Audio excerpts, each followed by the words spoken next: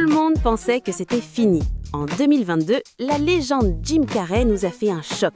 Il prenait sa retraite. Terminé. Bye bye Hollywood.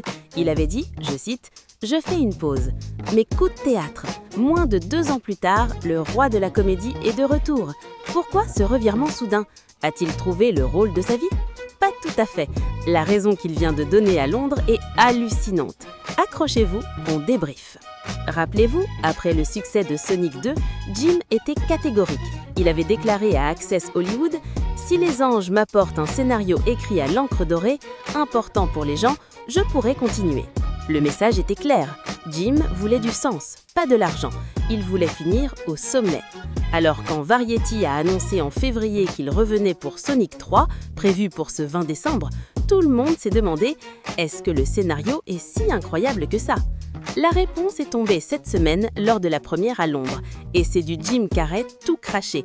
Interrogé par la société de presse, il a lâché cette bombe avec son honnêteté brutale. « Je suis revenu parce que d'abord, on me propose de jouer un génie, mais surtout, je me suis lâché sur les dépenses, donc j'ai besoin d'argent, pour être honnête. » Oui, vous avez bien entendu. Pas de scénario en or, juste un besoin de cash.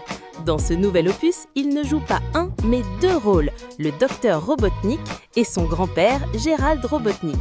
Double travail, double paye. Mais attendez, est-ce que Jim Carrey est vraiment en difficulté financière ou est-ce l'une de ses blagues légendaires? Regardons les faits. Les films Sonic sont des monstres box-office, plus de 700 millions de dollars cumulés pour les 2 premiers. Jim a forcément touché un pactole. Cependant, il y a un détail inquiétant. En février 2023, l'acteur a mis en vente son manoir mythique de Los Angeles. Il y vivait depuis 30 ans. Le pire, il a dû brader le prix.